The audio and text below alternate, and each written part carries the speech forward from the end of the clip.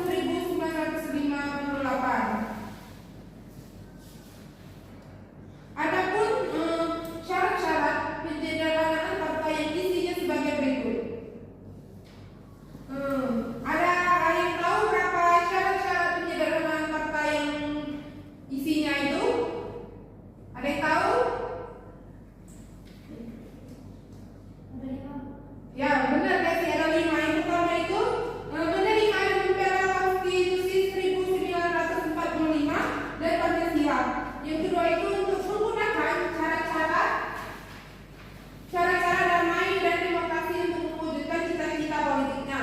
Yang ketiga ada partai politik setidaknya harus memiliki cabang di seperempat wilayah Indonesia. Yang keempat itu ada presiden berhak menyelidiki administrasi dan keuangan partai.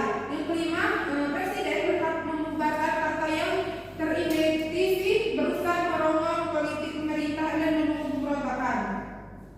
Sehingga pada tahun 1961 hanya ada 9 partai politik yang diakui dan dianggap memenuhi persyaratan oleh pemerintahan melalui keputusan Presiden nomor 128 tahun 1961, yang dimana partai tersebut diakui antara lain yaitu pertama PKI, Partai Buruh, Partai Katolik, PSII, PMI, NU, IPKI, PEPI, dan Pertindo. Di sini ada kebijakan politik luar negeri pada masa demokrasi terpimpin yang terbagi menjadi 3. Yang pertama itu pembebasan Irian Barat, yang kedua konfrontasi Malaysia, yang ketiga itu politik mercusuar. Di sini kita akan membahas pertama itu tentang pembebasan Irian Barat, yang dimana pembebasan Irian merupakan salah satu program dari setiap kerja wajib kabinet yang berkuasa pada demokrasi liberal, yang dimana pada keputusan KMB ditetapkan bahwa masalah Irian Barat akan diselesaikan pada 1 tahun setelah penyerahan kedaulatan. Selain itu adanya perjuangan pembebasan Irian Barat.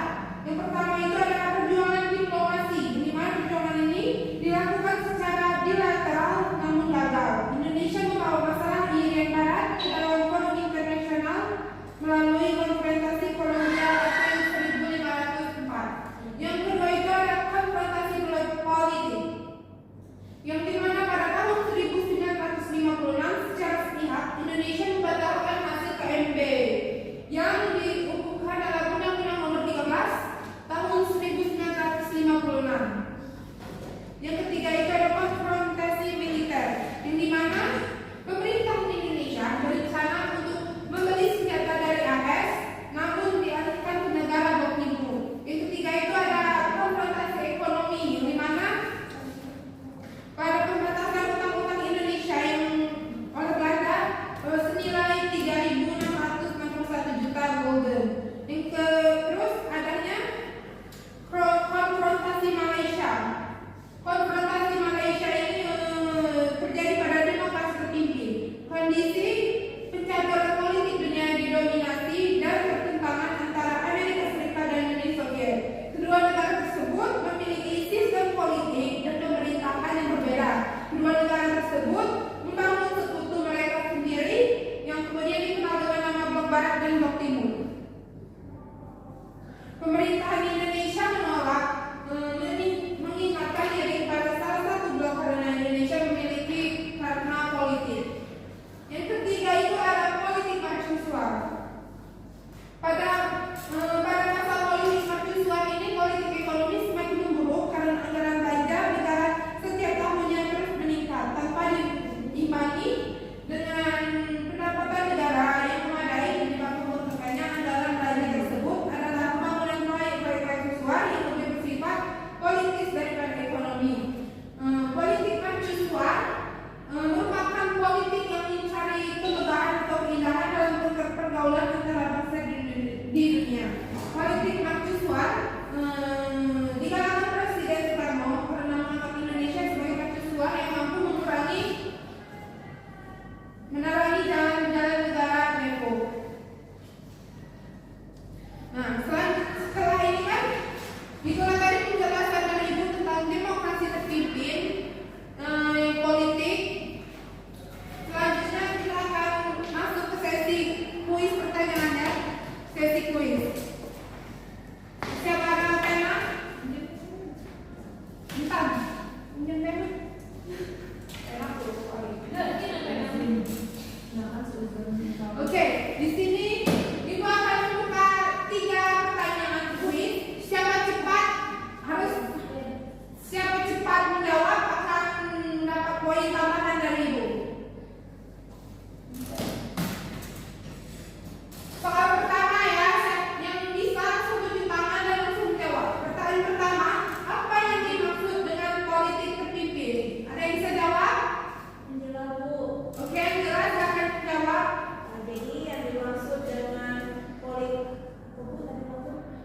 Pertanyaannya, apa yang dimaksud dengan politik terpimpin? Nah, baik, Bu.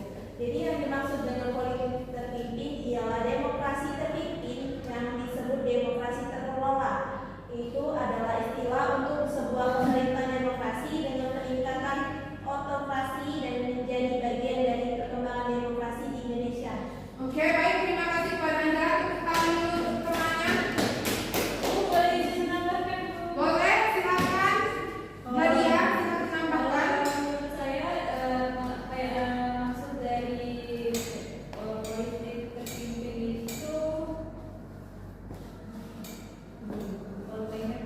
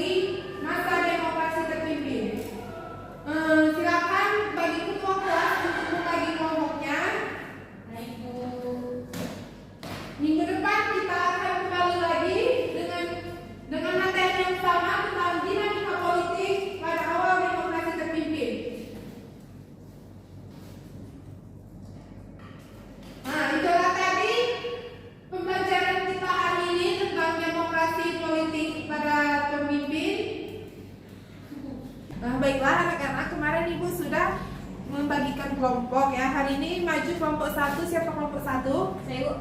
Oke, baiklah Nadia. Silakan maju. Membahas tentang apa Nadia?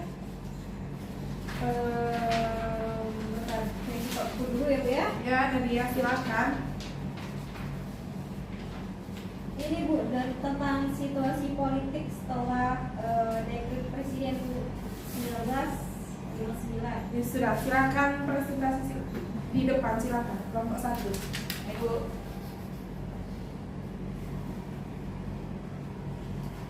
Jadi Bu, hasil diskusi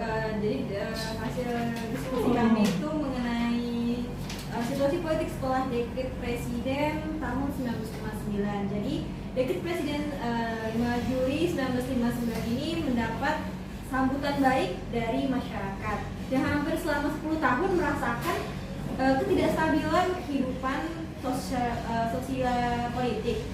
Dekret ini juga didukung oleh Tentara Nasional Indonesia atau TNI dan dua partai besar lainnya yaitu PNI dan PKI, serta ternyata Mahkamah Agung juga Bu, bahkan kayak KSAD salah satu konseptor dekret mengeluarkan perintah harian kepada seluruh jajaran TNI Angkatan Darat untuk melaksanakan dan mengamankan dekret Presiden guna mendukung dukungan lainnya. Maksudnya itu kemudian datang dari DPR yang secara aklamasi ini juga menetapkan bersedia bekerja terus di bawah nama UUD 1945. Lalu melalui dekret Presiden ini juga konsep demokrasi terpimpin yang dirumuskan Presiden Soekarno melalui konsep 1957 ini juga direalisasikan melalui note track. Kayak Bu bacanya ini Bu, bener nggak Bu bacanya Bu? Note track nih Bu. Oh, sketch note branch. Oke, begitu Bu. Hukum negara dalam bahaya perang. Jadi sehari setelah dekret Presiden 5 Juli 1959, Perdana Menteri Juanda mengembalikan mandat kepada Presiden Soekarno dan kabinet karyanya mengembalikan dibubar 10 Juli 1959. Lalu Presiden Soekarno membentuk kabinet baru yang dinamakan Kabinet Kerja yang dipimpin langsung oleh Soekarno sebagai Perdana Menteri. Oke, terima kasih kepada kelompok 1 telah menjelaskan tentang situasi politik setelah dekret Presiden 1959. Di sini Bu akan, sebelum memasuki pertanyaan, di sini Bu akan sedikit menjelaskan bagaimana untuk mengurangi pengaruh kepentingan partai politik, maka tidak satupun menteri dalam kabinet yang berasal dari ketua umum partai politik, sehingga untuk memberikan tekanan pada sifat non partai. Ini mana beberapa menteri dari luar partainya seperti Subandiro dan Jilemanik. Program kabinet tersebut meliputi penyelenggaraan keamanan dalam negeri, pembebasan Irian Barat, dan melengkapi sandang pangan rakyat. Baiklah, sekarang kita masuk ke sesi pertanyaan. Sebelum masuk sesi pertanyaan,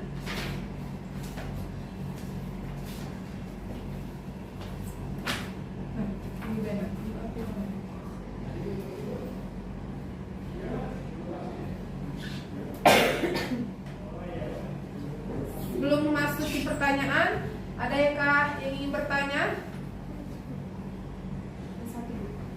Saya Bu. Oke, silakan Nadia bertanya. Perkenalkan, nama saya Nadia Bu. Jadi izin bertanya Bu, bagaimana kehidupan politik di Indonesia pada masa demokrasi terpimpin? Oke, baiklah, terima kasih. Pada saat itu kondisi politik dalam negeri pada masa demokrasi terpimpin.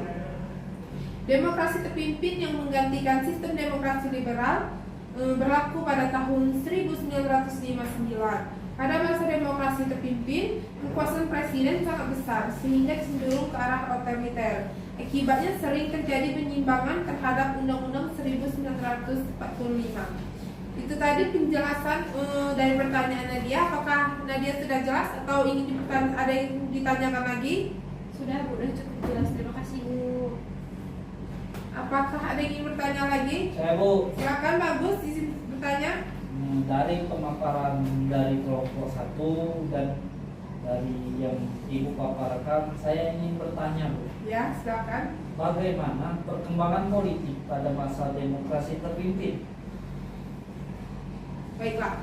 Pada perkembangan demokrasi terpimpin itu, politik pada masa itu diwarnai dengan tolak ukur yang sangat kuat antara ketiga kekuatan politik yang utama pada waktu itu, yaitu Presiden Soekarno, Partai Komunis Indonesia, dan Angkatan Darat. Karakteristik yang utama dari demokrasi terpimpin adalah menggabungkan sistem kepartaian dengan terbentuknya DPR-GR, peran lembaga legislatif dalam sistem politik nasional menjadi sedemikian lemah. Nah, itu tadi jawabannya. Bagus, apakah sudah jelas? Sudah jelas, Bu. Nah, kan itulah tadi sedikit pertanyaan. Apakah ada yang menjawab pertanyaan lagi? Tidak, Bu. Oke, baiklah, kalau tidak ada, sebelum ditutup, di sini Ibu akan menambahkan sedikit. Kabinet kerja pada saat itu, kabinet kerja terdiri atas lembaga yudikatif, jaksa agung, ketua mahkamah agung, serta lembaga yang meliputi wakil ketua MPRS dan ketua DPR, sehingga seorang pejabat dapat memangku jabatan pada dua bidang pemerintahan yang berbeda, yaitu memegang jabatan lembaga legislatif atau yudikatif dengan status eksekutif. Nah, itulah tadi presentasi dari kelompok 1 tentang sistem demokrasi terpimpin pada tahun 1950. Anak-anak, hari ini sudah cukup sampai di sini. Sebelum kita pulang, marilah kita berdoa sesuai ajaran masing-masing. Berdoa mulai. Selesai. Doa selesai. Ibu ucapkan terima kasih kepada kelompok yang sudah maju. Wabillahi taufiq wal hidayah. Wassalamualaikum warahmatullahi wabarakatuh. Merdeka.